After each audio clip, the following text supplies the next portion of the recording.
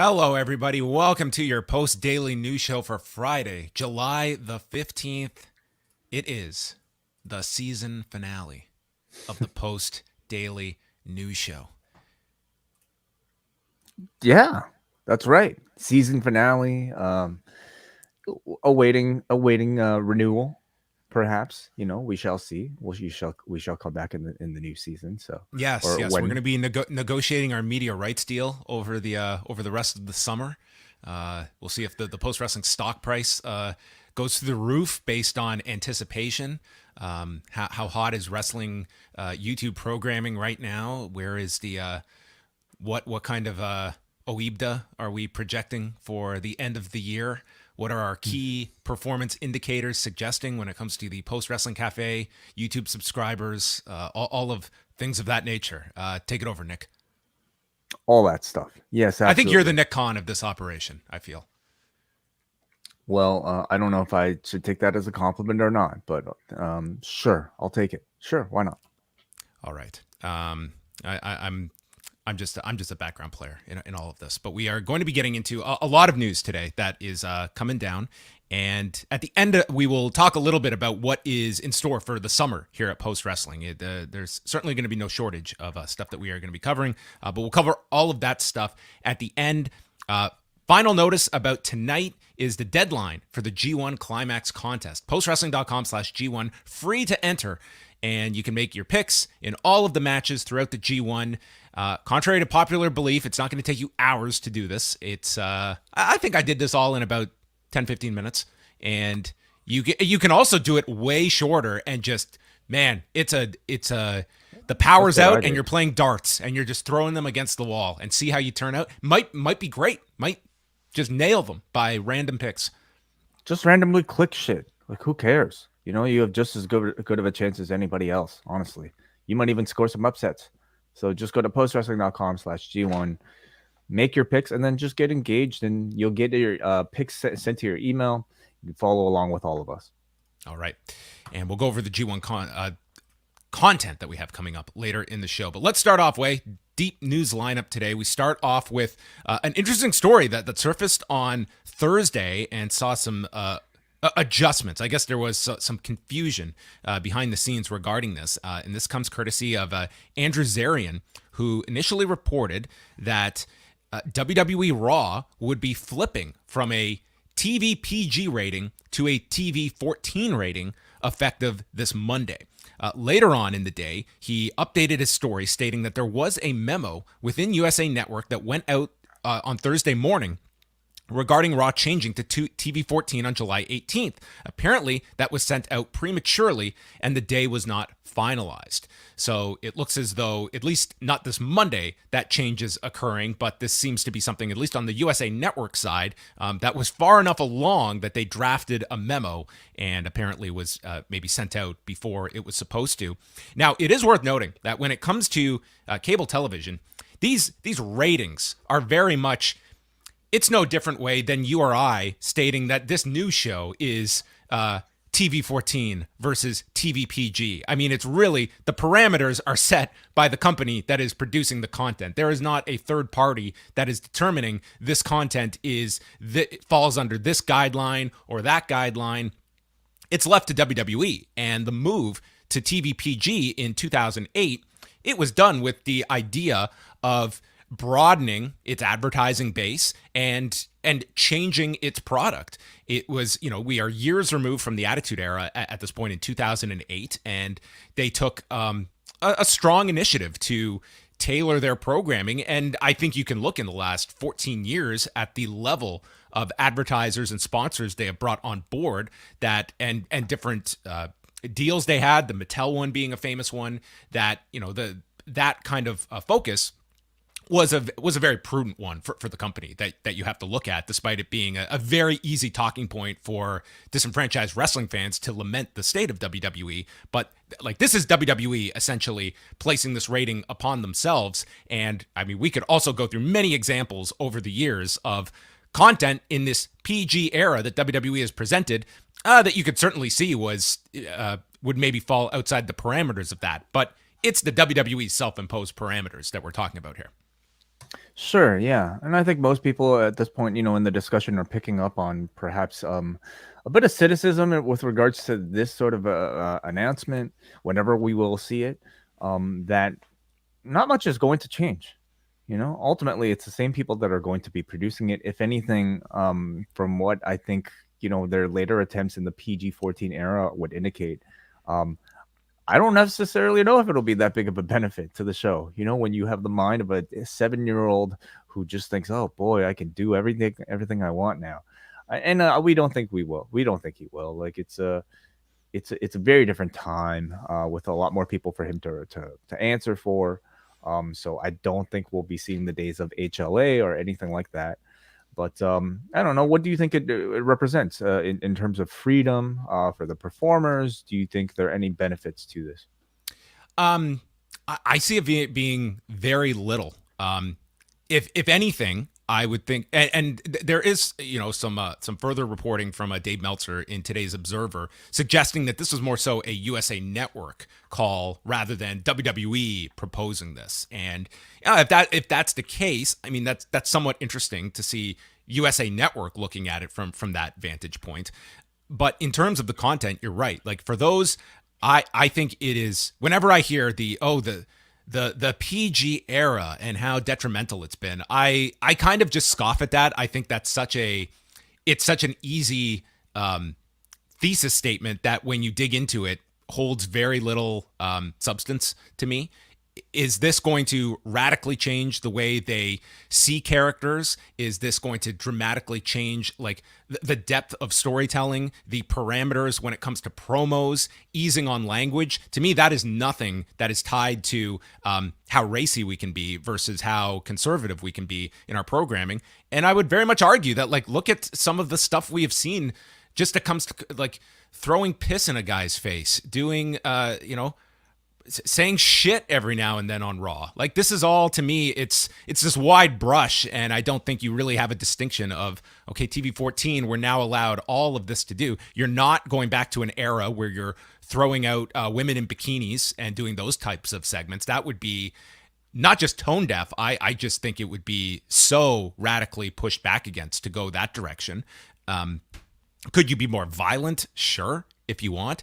But again, I think you could do all of this now. To me, it's very much, if you're looking at if you are an unsatisfied WWE consumer, that's a larger philosophical switch that this move, it's going to get a lot of attention because of just the nature of this being a talking point for people all these years. But to me, it's one that I think measure your expectations, because as you said, it's the same figures in place, and this is a Vince McMahon product, and despite all of these controversies, it is still a Vince McMahon product, week by week, show by show.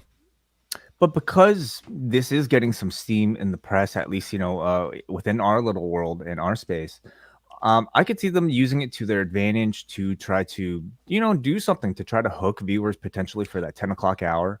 I would announce this like a few weeks before the NFL comes back, because this will absolutely draw people in.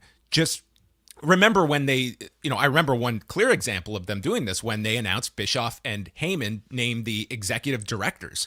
And, I realized very quickly in all of this, like, this is like Vince McMahon is running these shows, folks. It's like they are in these positions, but this is a Vince McMahon show. But there was so much interest attached to just the curiosity. What is a Paul Heyman Raw going to look like?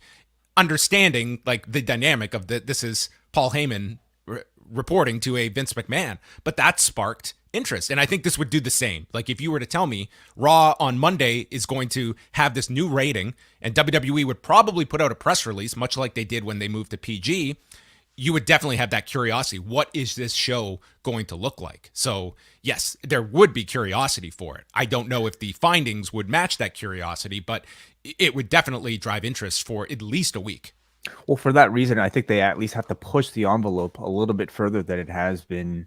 I suppose where for that week has been at, and that first Heyman Raw, like it was a dramatically different Raw that first week that they did. I'd go as far as to say for the period until the ratings start start to not reflect any sort of significant change. Much like the way they were attempting this countdown clock for a few weeks until that completely petered out and made absolutely no difference whatsoever. Same with Raw Underground. Same with any of these sort of several week long experiments that they might have, gimmicks essentially, to try to boost the rating. They will promote it and they will try to make a big deal out of it until it's not a big deal anymore. But what would be the examples that you would expect? Like, what would you reasonably be? You can just say flat out that it's got to be a racier Raw, but like, what are the specifics that? Well, I think it's going to be the things that people are expecting. Maybe a few more shits in there. Oh. Maybe actual shit. Like, we're going to see shit on somebody's going to take a shit in the ring or something, or blood, very likely. I don't know what their stance is on blood, whether or not like PG-14 will like, because like ultimately Mattel is who they have to answer to. Their sponsors are who they have to answer to. So will being TV-14, change anything about that? But I think if they have the ability to, if they can clear it, I think, you might get a main event with a guy drawing blood or something. First blood match, whatever. So the Twitter synopsis of this conversation is: renowned reporter Wai Ting believes that the answer to blood and guts will be WWE's presentation of blood and shit. Piss and shit, vomit. Like, I mean, we've already seen vomit, have we not? What was the last vomit spot we saw? Wasn't it Rollins vomited after the eye spot. Didn't we have a recent vomit? Recently, there's somebody. Otis. Puking. Otis. There we go. That was a week ago. Yeah, of course. Yes, the top 10 vomit moments on Raw. Well, there you go. A story to watch, and I would say there's certainly if the fact that a memo was drafted, I mean, this is something that is certainly in circulation, and we will see if it is actually implemented by WWE and moves forward. But it will gain immediate interest. But I kind of like feel that you have to dial back the expectations that this is going to make a whole difference, because I really don't see it. I mean, this is all speculation, but like, do you have any idea why a USA would even care to change Raw from TVPG to TV-14? What benefit would it come to them? Maybe they just want to raise that number. Maybe they just want to create that interest. Maybe they are looking at, I mean, this is like, remember, we're getting into contract time, and you're naturally going to, have an eye on what is the other national wrestling company doing on a rival network, and what are they doing that WWE is not. I mean, this is pure speculation, but yes, Raw is their number one show on cable. The argument would be that if we are doing a 0.44, how do we get that to a 0.55? How do we get that to a 0.6? And it's great. You're number one, but if you want an increase, if you feel that your audience reach could be higher, what are the options at your disposal to raise that number over time? The other interesting aspect is Fox is not going to go along with this, right? Well, Fox, it's listed. It's sports programming on Fox, and like we have seen certain ones where what was it like they have censored certain words. Like they can't get certain words through. I don't imagine like this would follow through on Fox, whereas on the USA Network, Raw is that is entertainment programming, and Fox, it is sports. So it's not like this would just be a snap of the fingers. You would not be able to tell by watching the two shows that there's any sort of distinction across. And again, like Fox was the one where they did the urine angle, and we did see what was it, one of the affiliates that did censor that. That sentence is just like out of context. I can't imagine. No, in context, it's ridiculous too. Oh yeah, so, yes. Anyway, but are we going to see any sort of further division between, I guess, the content of a Raw versus the content of SmackDown? Ideally, the answer would be yes. Maybe on Mondays you get the more risque. Ideally, you see a difference in the 10 o'clock hour compared to the 8 to 10 o'clock hour, or say 8 and 9 o'clock hour. Any sort of like leg up you can, I don't know, use to differentiate these 5 hours of monotonous same programming that we have to sit through every single month or week. But like, if there was any sort of distinction for Raw from Fox, with Raw being the place where you can draw blood, I think that would at least give me some extra incentive to watch one show over the other, or at least, to pay a bit more extra attention, especially in that 10 o'clock hour. Yeah, could you imagine Roman Reigns being challenged and Brock says, "I'm going to take you on one," and Roman laughs it off? On Raw, and then Roman is all frightened. Not on Raw in the third hour, where you could. Yeah. And Lesnar's packing heat. He's bringing his Smith and Wesson down from Saskatchewan. He's gonna bring a firearm. Well, we just saw a chainsaw this week on TV. I mean, this would be next level. The 10 o'clock hour on Raw is going to be like the new Hell in a Cell. Really. Chainsaw Brock. Put pantyhose over his head. Comes out with the chainsaw. All right. Let us move on. And next story was, I was kind of surprised that we got a follow-up from Rita Chatterton, who appeared on the Cheap Heat Productions podcast. And this is several weeks removed from the New York Magazine piece by Abe Reisman, where Rita Chatterton was interviewed along with Mario Mancini, who corroborated the story that Chatterton had told about the alleged incident with Vince McMahon, which actually took place allegedly on this date, July 15th of 1986, I believe, 1986. And in this interview, Rita Chatterton spoke a bit about how she had met Abraham Reisman and talked with him about her referee days, and states at this point, she states, "I've chosen not to do anything. Doesn't mean I won't in the future, but at this point, I am not quite sure what I'm doing, so I'm just going to sit back, take my time, think about it, and figure it out. If anyone wants to see it, they are more than welcome to read the article. It's New York Magazine. Or if they want to know the rest of the story, I reported this story 30 years ago with Geraldo Rivera on Now It Can Be Told, and that's on YouTube. So they're more than welcome to go and see it there. But as far as I'm concerned, at this point right now, today in my life, I'm just not even going there. I'm not going there in my life again. It still hurts. The whole thing still bothers me. So I would really just rather not go there." And when asked if she was surprised about Vince McMahon being back in the headline, she says, "No, not at all. I'm surprised it's taken this long, to be honest with you."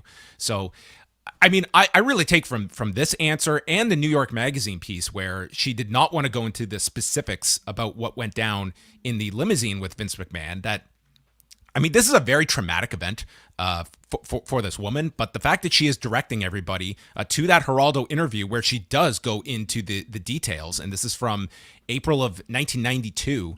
I mean, the story is out there, and I was just surprised to see Rita Chatterton contacted, because I can imagine, Way, that there has been plenty of major outlets that have wanted to speak with Rita Chatterton since that article came out, and she does this podcast interview out of nowhere. Yeah. I do wonder, like, if I haven't listened to the interview, so I don't know if like other topics were broached attached to Rita Chatterton that maybe might have convinced her to do the interview in the first place. But like, we didn't get much new information from her here, but other than the idea that, obviously, these are still very sensitive wounds that she's still suffering from. And it indicates, her thoughts and feelings about the situation have not at all changed from when she did the Geraldo interview.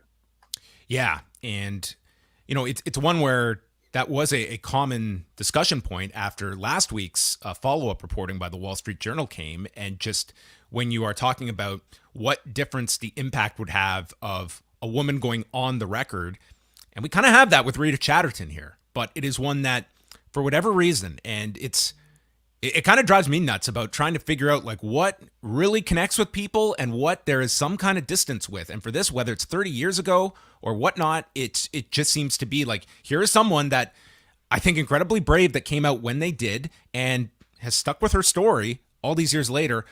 This is one that has just, it has not connected in that same way. Well, I don't know if it was you or Bix or somebody I've been listening to over the past couple of weeks mentioning the fact that if these allegations, if she did that interview today, in the midst of all of this Vince McMahon, scandal, I guess you can call it, what that would do to Vince. Is it simply the fact that this story has existed out there for 20 plus years now, that, people are not taking it as any sort of actual news, and that it's somehow in their minds maybe something that has been resolved, even though the answer is No. Um, could it just be, has it been too long? As sad as that is to say, for a story like this to be more relevant. Yeah, all relevant questions. I don't have the answers to them, but it is, it is one where, like, you take all the different pieces of these stories and none of it add up to a pretty picture for Vince McMahon. And I think it would be foolish to just look at this, that yes, we are a week removed from the Wall Street Journal follow-up report, and we have not seen significant consequences. There is, the report of Netflix dropping the documentary, which is no small feat, but Mm-hmm. the true impact of this is going to be felt over months, if not potentially years. Like, I cannot imagine, like, Nick Khan's job today, I think, is much more difficult than it was 30 days ago, when he is sort of your liaison with all of these major broadcasters and media representatives, and you are going out there on behalf of the company and selling the company, and all of this is following you.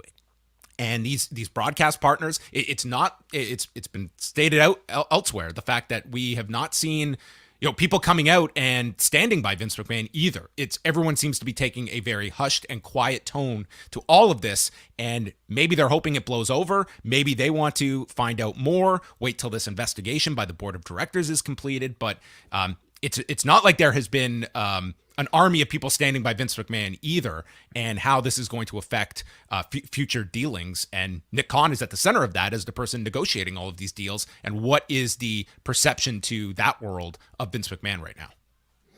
Yeah, I think it's a fascinating question because we do have basis of comparisons, with like public figures going through something like this. But like professional wrestling is just odd in that it's really its own thing, and public perceptions of figures within professional wrestling, I think, are maybe a lot more complicated, or just maybe people are that much more likely to dismiss, oh, that's a wrestling story, rather than taking something like this seriously.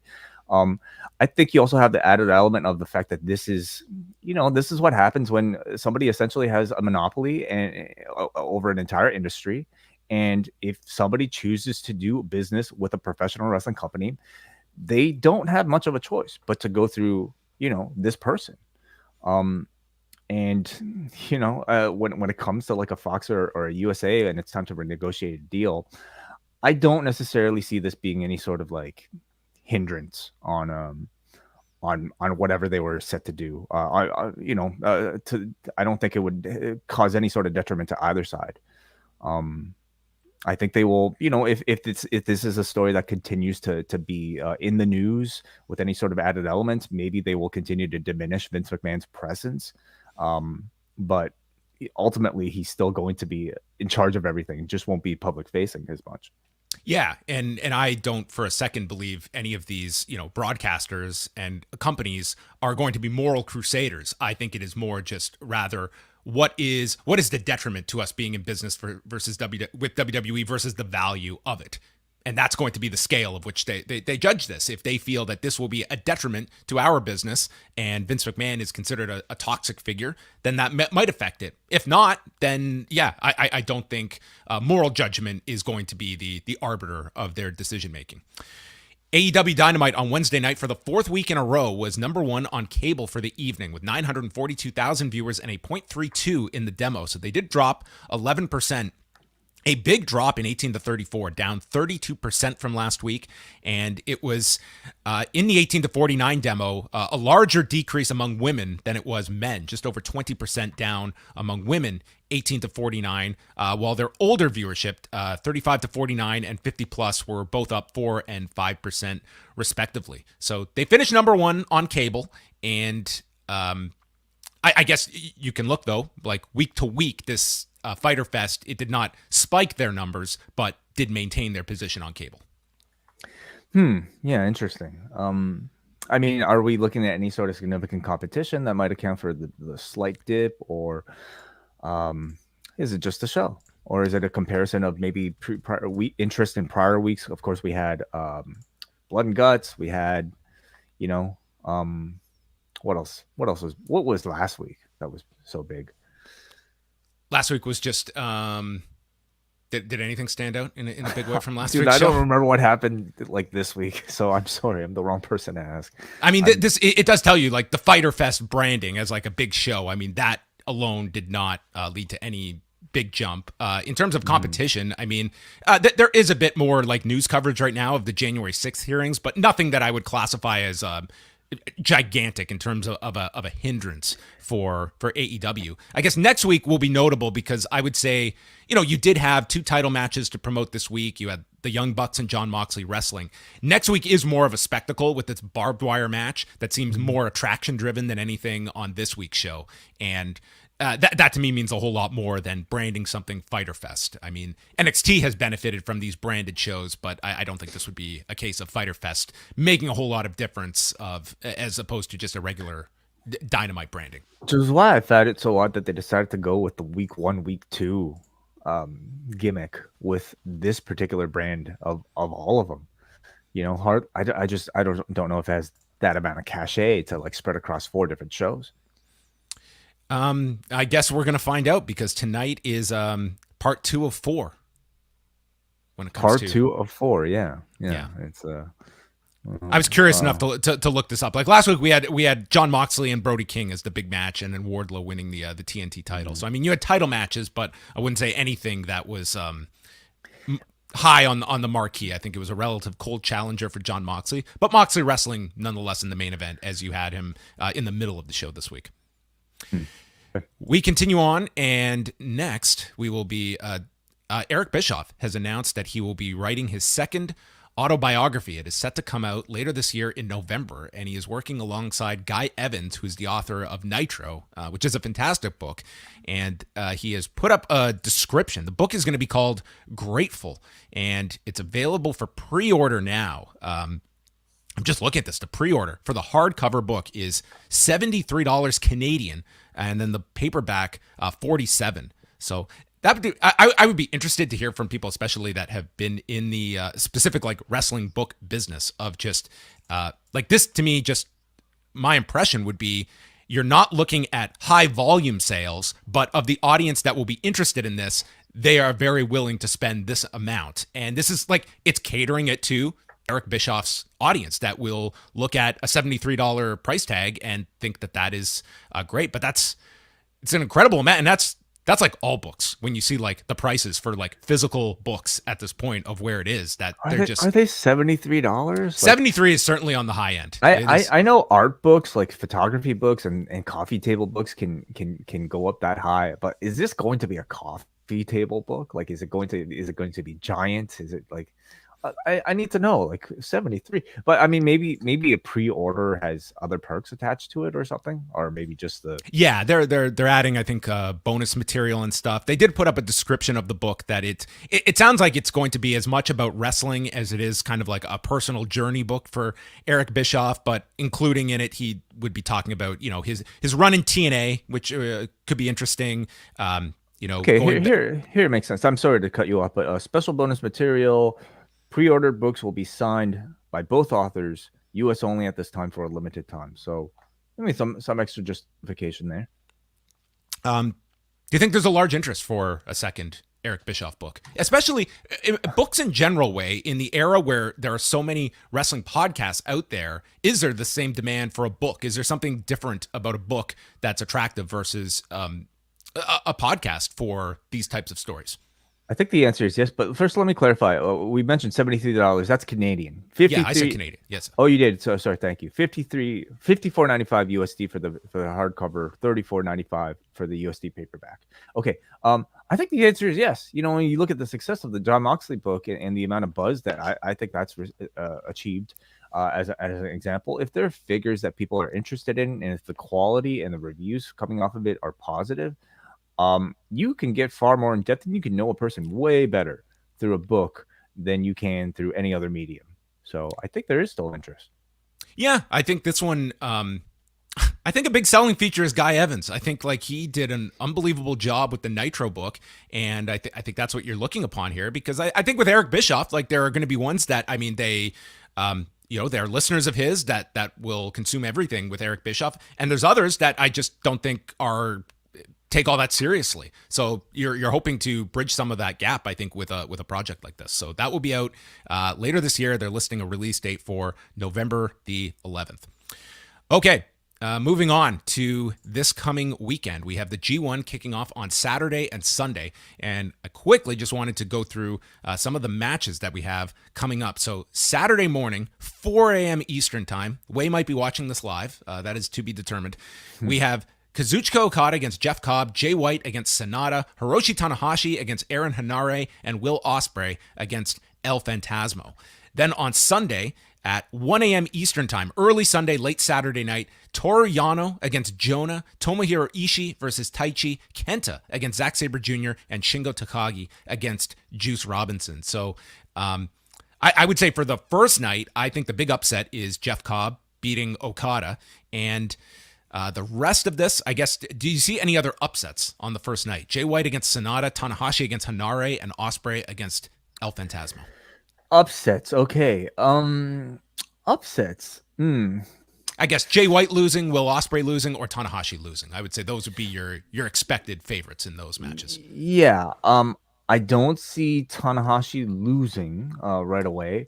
I mean, Jeff Cobb beating Okada, I think it's very possible. It's already happened once, and I think to, and was the basis of Cobb's promo at the press conference was avenging that loss in the G1 last year to beat him. So I see that as a high probability of Cobb winning on the first night. Yeah, I'm a little high up on Juice Robinson. I don't discount the fact that he could beat Shingo Takagi here, because they're both champions, but Juice I think is in need of something big. Would any of these other ones be classified as upsets? Like Yano beating Jonah. Yano beats everybody though. Yano I guess. Beat anyone. I guess I don't see them beating Jonah, especially on his like first G1. Also, it's worth noting, like when you're going from 9 matches to 6, like you do have less wiggle room to do like a lot of upsets where someone has to do the big comeback at the end of the tournament. Like you can only afford so many of those. So I think it does kind of limit those kind of surprise finishes when you want the big players alive at the end. True. Yeah. But, I can see Taichi beating Tomohiro Ishii. Of course, not that would be an upset. It would only be significant because it would indicate that Taichi will be going on his stream on YouTube afterwards, where he intends to collect tons and tons of super chats, which is the man's new gimmick. I think the best gimmick heading into this G1 thus far. Taichi aiming, really focusing on his YouTube career above being in the G1. Yeah, I think you were one of the early adopters of Taichi, and I think begrudgingly I have got onto the bandwagon of this man. I think this is tremendous as he's going after YouTube super chats to drive revenue for the company. I'm not joking, everybody. Like that like read this interview that's up at njpw1972.com right now. He just basically he's all about super chatting. It's like part of his heel gimmick, or babyface gimmick, I should say, because we always appreciate super chats. Yes, of course. So those are the first 2 nights. Again, Wai Ting will be hosting 2 G1 shows this weekend. Saturday, he will be joined by Karen Peterson, and then Sunday, WH Park joining Wai Ting. Fresh off a well-received, a tremendous season finale of Ms. Marvel, featuring post-wrestling's Avengers, Wai Ting, WH Park, Nate Milton, and Ahmad Butt, that you can catch all of these shows, the Ms. Marvel finale, and all of our G1 podcasts available for Post Wrestling Cafe members at postwrestlingcafe.com. Yeah, I have to say this is one of the most fun podcasts I've done in a long time. As fun as it is recording with you, John. I mean, it has its limits. It's always fun to, as I'm sure you will agree, to break off into talking about some other things with some of our other post wrestling friends. And we just happen to have a lot of people in the post wrestling community that are big fans of the Marvel universe. And I got to talk to Nate, Ahmad, and WH, and a lot of other people, including John Ceno's son, Hansi, called in here. Muggin called in, and then just a lot of great feedback because of this show. Just happens to facilitate so much interesting discussion with people from a Pakistani background, or just people who just kind of see themselves in this character. So we went 2 hours. The first hour is a review. Second hour is the entirely feedback. So go and check that out right now. Another note, while we're talking about the Post Wrestling Cafe, Death Before Dishonor. We will be putting that up on the cafe. It'll be me and Kate from Montreal talking about that show next Saturday, July the 23rd, in the midst of the G1. So we will be giving that review exclusively for Post Wrestling Cafe patrons, and we'll probably do it live as well. So look for that next week as well. Very exciting stuff. So G1 podcasts, Rewind to SmackDown, Death Before Dishonor, all of that coming your way for the remainder of the month at postwrestlingcafe.com. We are not raising our price of the Post Wrestling Cafe by 43% later this month, but Disney is doing that for ESPN Plus. From Bloomberg, they're reporting that ESPN will raise the price of its streaming service by 43% next month, betting that it can help cover the escalating cost of sports rights without losing subscribers who are grappling with soaring inflation. Starting August 23rd, the cost of an ESPN Plus subscription will jump to $9.99 a month from $6.99, or to $99.99 a year, up from $69.99. ESPN says the price increase reflects the growing amount of live sports and original programming on the streaming service. I'm imagining there's a hidden off-the-record quote saying, hey, these F1 rights don't pay for themselves, folks. We're going from $5 million to $75 to $90, so it's all on you. You want these rights? You're footing the bill for them. So, man, this is an interesting one, and it specifically affects UFC consumers. That is part of the genius and the peril of ESPN and UFC and its fans, is that you have to subscribe to the service for the right to buy their pay-per-views. So this is just the get in the door fee. You want to go to the bar and consume the drinks, that's above and beyond. This just gets you in the door. I'm honestly amazed that it's worked as well for them as it has, because like when I initially heard about that concept, I thought it was ridiculous. Paying to get in and then paying extra to get into like a VIP room inside the club that you've already paid for, that's nuts to me. But when it comes to pay-per-view, I suppose people are just that used to it. And when it comes to the UFC specifically, if it's in boxing, if it's a fight people want to see, like, they're willing to pay. They're willing to jump through whatever hurdles. I mean, professional wrestling, I don't know if it always like has that same loyalty, or at least like demand, at least not as much on a consistent basis, I would say. But I mean, it sort of is the magic of pay-per-view. But yeah, these price increases, they're coming. Everything's going up in price. They could justify it somehow, but like everything's going up in price. But especially these sort of services, like Disney Plus, you can argue was underpriced when they initially launched, just as a way to, of course, acquire viewers or subscribers, and then once they're in, you jack it up. Yeah, I see this one being some more resistance, just in that, like, we've seen the increase of the UFC pay-per-views, which is something that if you're an ESPN Plus subscriber, you can still pick and choose which pay-per-views you're buying. This is your monthly fee just for the service. So it's one where, a $3 increase, it adds up for people that only have so much disposable income every month for these services. And I guess it makes you, I would imagine, for the large percentage of people, that even if you're just buying a handful of pay-per-views a year, you're not going to drop the service and you just eat the increase. And they're banking on the fact there will be enough of that mindset versus people that are going to have the sticker shock of this increase and eliminate the service altogether. It could be a case of them, like, wanting to do it anyway. There's no good time to announce a price increase, so why not eat it now rather than in the future when things are inevitably going to be even more expensive. You and I essentially run a subscription service with the Post Wrestling Cafe, and we go through some of the same discussions all the time. We have not raised our price at all, throughout our 5 years of existence. And people would revolt. Yeah, but it's like it's tough times for a lot of people right now, and I'm sure a lot of people are going to maybe decide to get rid of ESPN Plus. But I would say the vast majority, if they want to get their sports, if they want to get their UFC, they're gonna eat it.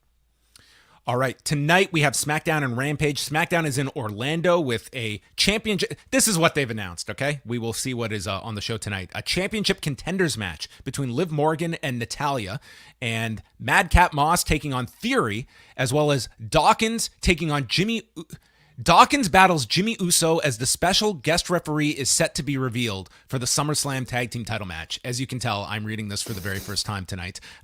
That's a mouthful. So they will have a singles match, and then separate from the match, this referee will be decided upon for tonight, which I took from last week's episode that's probably Drew McIntyre to tie him in with the bloodline, but I guess we'll see tonight. Because I don't know what role Drew has at SummerSlam if not for this referee role. Unless, I guess, they do him and Sheamus at SummerSlam for the spot in Wales. I think it should be Butch. I think it should be the dog. You know, Oh, like, well, okay. does he even know how to count? This guy, you know, is he just gonna run around and Does he just get on all sniff? fours and like count with his hind leg? How would a dog count? I don't know. This is a question. Yeah. Uh, I don't know. I feel like I haven't seen enough of these, Street Profits versus these Usos and various combinations of matches. So I think that'll be nice and No, but fresh. this And is Dawkins and Jimmy though. you, are you telling me I haven't seen this before? Because I I can don't know. tell you, I feel like I'm I've sure seen you it have. 50 times. Okay, in the last month alone. Um, Liv Morgan versus Natalia. Of course, Natalia earned her title contendership opportunity after losing, being completely eviscerated By a woman with a bad knee in 2 minutes. Yes, this is by put her in position to get a rematch for the title if she wins tonight.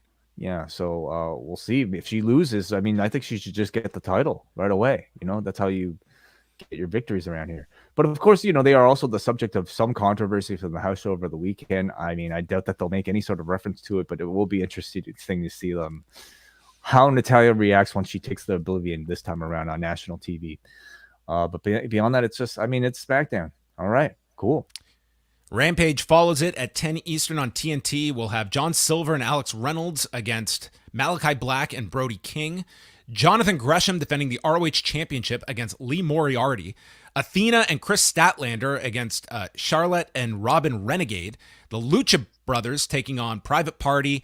And the Guns will explain why they turned on the Acclaimed. All right.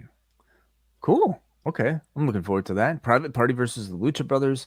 That should be a good match. As you see, Andrade is still pictured here. So he's the AFO still very much intact. I don't know, man. Private Party have really cooled off, over like the past couple of years, I feel. So this might be a chance for them to gain a little bit of buzz. I certainly don't see them winning, however. House of Black versus Reynolds and Silver. That should be good. And Gresham versus Moriarty. I mean, we're a week out from Death Before Dishonor, so this is really they're like and Rampage, as we've seen, is sort of like the show where they put most of that content. So yes. Well, I think by the end of the show, I think we will have our direction for Death Before Dishonor. But this, I have to say, it looks like this is kind of the formula of Rampage. This looks like a very good 60-minute wrestling show, but one that I cannot imagine going above and beyond sort of what numbers Rampage has been doing since the playoffs ended. Like this just feels like a very standard Rampage that is you're not changing your plans to watch. But let's also not forget this is very much a depleted roster right now, and you save all your stars for the big show. And who else? That's a fine decision to make, but I think it's also it is worth. Like bringing up like this experiment of putting Jim Ross onto Rampage. And he spoke about it a bit on his podcast this week. But I would imagine like if you are someone that's just watching Dynamite and the idea is putting Jim Ross on Rampage is going to give a spark to Rampage, I don't even think they have mentioned the fact, like, would you even know Jim Ross has been on Rampage these last few weeks? I don't ever hear them promote that. And if you're not like really digging for that kind of news and you're just a Dynamite watcher because Rampage is a missable show for you, like this experiment, I think you do have to kind of alert people to that. If your working idea is that Jim Ross being on that show is going to bring more attention to it. Right. Yeah. I mean, how would you suggest they do that? Like just via ad or something like, because they do the theme song entrance in the middle of Dynamite. You know what you do? You know what you do? Jim Ross has to do the rundown for Rampage instead of Excalibur at the end of Dynamite. I shudder, unfortunately, to think how that would go. I don't think there are many people who can do what Excalibur does. I think there's one, and he's the one doing it. That's probably about it. I would love to see others attempt it, but it's no easy task. All right, and we're live tonight, 11 Eastern, right after Rampage for Post Wrestling Cafe members, so tune in live tonight. We'll have reviews of those two shows, any other news that breaks between now and then we'll discuss, and open it up to your phone calls as we go into the start of the G1 Climax. But we were going to end the show by just giving an update on what we are doing. As we mentioned, this is the season finale of the Post Daily News Show. We are not calling it the end of the Post Daily News Show, but one of the reasons is because over this next month, several things are going to happen. The G1 Climax is going to go down. We are going to be continuing with all of our regular shows with Rewind to Raw, Dynamite, SmackDown. We're also going to be probably filling in the gaps when there's major news. We will probably do breaking news shows every now and then. But most of all, Wai Ting is going to have a baby over the next month. So he is going to be taking a much deserved vacation, which is not really going to be a vacation, but nonetheless, away from us for a few weeks.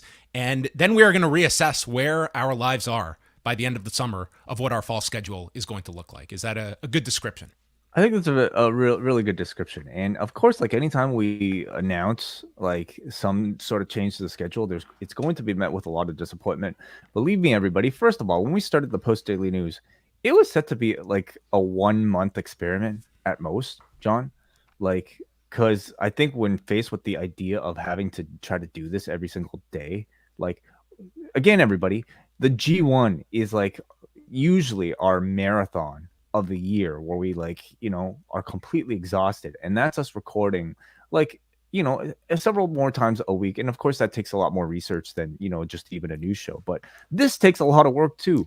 And I mean, I've had to do it several times, John, where like, I have to grab these stories and prepare, little scripts in there. I don't know how you do it as consistent as you do on top of all your other duties that are on the website. Do you guys know how many words John writes on the website every single day? Like that on top of this and of course there's a lot of editing and uploading and graphics work that goes into it as well. We love doing it. I love doing it. I love interacting with the chat room, or at least seeing the interactions every single day. But something at some point has to give. And, with G1 season coming up and me having a baby, this felt like a good time to at least put a pause on it. We will come back and reassess how it fits into our schedule. And maybe in that time, too, we'll find other people that might be capable eventually at some point of, helping us with these things. But that's just kind of where we're at. Yeah, I want to use this month to be as productive as possible while at the same time assessing what is the best means. It's like I don't want to be in this kind of formula where it's just the task is getting everything done. It is pretty daunting every week where we're trying to do all of this, and I'm always assessing like am I putting out my best work possible when I'm spreading myself across all of this. Like I don't want to shortchange any of these things. I want to have the best product possible.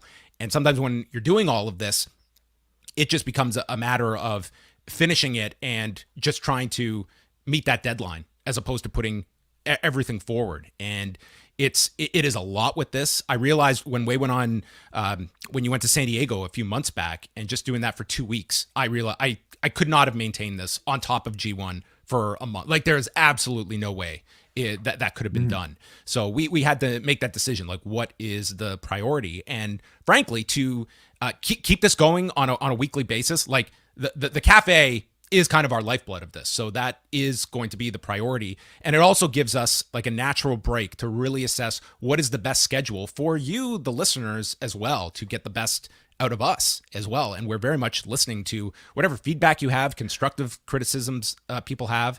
And I know that this is a part of people's daily routine, and it's just finding what is going to be the best balance for us and that works for the most amount of people, knowing not everyone will be satisfied with whatever we decide. Yeah. And again, like maybe the solution to that is to like get outside people other than the two of us to be involved with something like this. We have an incredible network of people, of course, but I think to do some of this work specifically, especially like what John and Andrew do in the journalism aspect of it all, it requires like a lot more time, to build perhaps that level of trust, to know what people are comfortable doing, to know how much time other people have outside of their day jobs to even offer. So maybe these are all kind of answers we have to kind of figure out. But right now it's a little too reliant on, I think, just the two of us. And, with so many other things in our own personal lives, we're just going to scale back a little bit. And hopefully that would have the added benefit of like putting a bit more focus on some of these other things that we've been doing that sometimes we feel just kind of gets lost in the shuffle. Yeah. Before we wrap up, I also just want to take a minute to thank a lot of the regular contributors we've had on this daily news show, people that just out of, sheer kindness have dropped things at a moment's notice to join us. Brandon Thurston, Kate from Montreal, David Bixenspan. I mean, so many people from our network, from Nate Milton to Andrew Thompson, Karen. Karen Peterson, of course, a regular here on the show. I mean, these people are just volunteering their time to jump on with us, and I can't thank those people enough for just how willing they've been to just join us. Because I always like to have other voices on here, and sometimes, just at a moment's notice, something would break and we could get someone on. And the people that are always here in the chat rooms, like, it's, even though I can't respond because I'm doing the show, I read almost everything. Okay. So like, it's just so much fun to kind of see, like, like the liveliness of like right now we got like 150 people watching us. And that's just like incredibly cool to see. So again, I hope to see some of that same interaction for the shows that we will be continuing to do, including Rewind to Raw, Rewind to SmackDown, and of course on Fridays on the Post Wrestling Cafe, Rewind to SmackDown. So please bring that same energy and continue this level of community.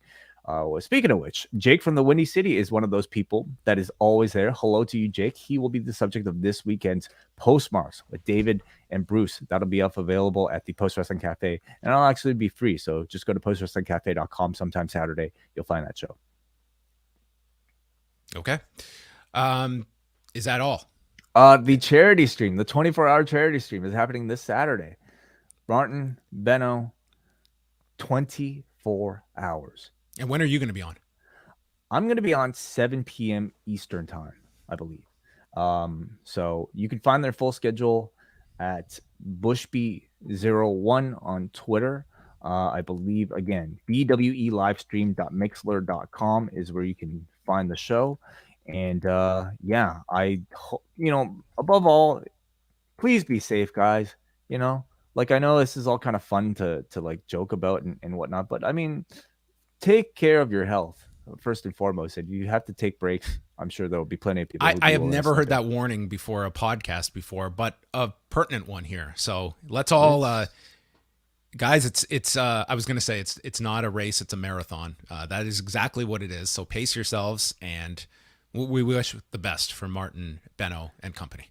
bwelivestream.mixler.com. Hey, let's get out of here. What better way to end the post daily news than with your super chats? All right. As I mentioned here, Jake from the Windy City, thank you both for this show the past few months. Thank you, Jake, for the support. He also says, work smarter, not harder. Cheers, fellas.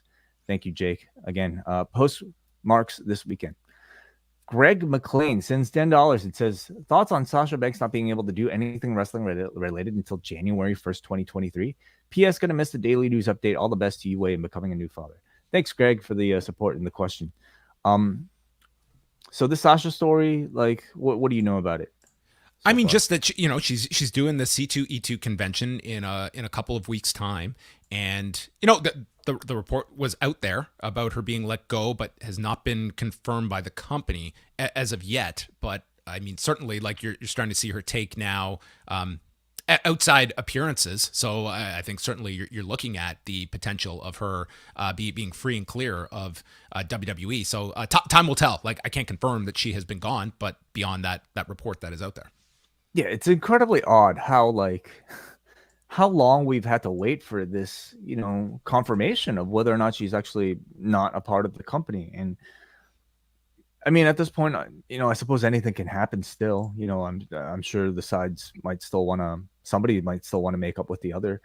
But nothing wrestling related until January 2023. I mean, it's fine. Like the year goes by just like that. And if it's AEW, if it's another if it's AEW, there's no shortage of, I think, things for them to fill their and just to clarify from Sean Ross Sapp's report about this was in speaking with a promoter, Fightful reported, one of which confirmed to us that Mercedes' team let them know that she wasn't taking pro wrestling related signings until January 1st, 2023. So I mean, you would venture to guess that is something that they cannot do until that date, but nothing beyond that. All right, we got a Rory. I think we got to give Rory a special award for maybe being I one of think the you could bigger take his super contributors. chats and he could put out his own book for hardcover and paperback release. Rory sends $8 Australian. Thank you as always for the support, Rory. He says, I'm super pumped for the G1. As for the TV-14 thing, if it does happen, nothing will change. I can see it being super cringe. Guys, gonna miss these, but love you. Yes. Super pumped, super cringe, all in a super chat from Rory. Thank you for the support, Rory. A lot of Thanks for the supers. comment. We go to Asher. Asher, welcome back, Asher. He says, Mazel Tov way. I will miss you guys, but not really. Yes, Asher, you'll hear plenty of us, especially next week on the wellness policy, which I hope to see you at. Thank you for the $18 super chat and the constant comments. I read all of those too. We got Aaron Bowman who sends $20. Thank you, Aaron, for the support. He says, just wanted to say good luck, Big Daddy Way. Kids are fun and expensive, so here's a dub from the Nasty Natty. Hashtag who they, hashtag Team Ferrari. All right. I have no idea what like two of those last three things mean. I'm sure Nasty someone will alert Natty. you. Yes. Who they? It's got to be a sports thing. Thank you, Aaron. And lastly, let's go to Chris from LA, the professor himself, who sends $10 just to say, hey guys, I love supporting when time permits. I love being a postmark. Chris Ely. Thank you, Chris. We love having you be attached to us. I believe Chris has a recent article that's up right now on WrestleNomics.com, Yes. actually. Yes, he does. He's been a regular contributor now over at WrestleNomics, so you can go read his latest feature up there on the WrestleNomics site. All right. So that will bring a close to the show. We are back tonight, once again, 11 Eastern, G1 shows. Last thing before we get out here, I want to thank Dickie Bird for the incredible animation that we open and close the show with every single time. Again, we will be back for breaking news. We will continue to use these, and I hope to see a lot more of Dickie Bird, his presence on the site as well. But I would have been really sad if I missed thanking Dickie. All right. Thank you very much to Dickie Bird. So Rewind to SmackDown, G1 Climax podcast this weekend, new edition of Postmarks on Saturday, and WrestleNomics on Sunday with Brandon Thurston and Chris Gullo. So lots of stuff to look out for this weekend, both at postwrestling.com and postwrestlingcafe.com. Thank you as always to Wai Ting and all of you for tuning in. And this concludes the Post Daily News Show.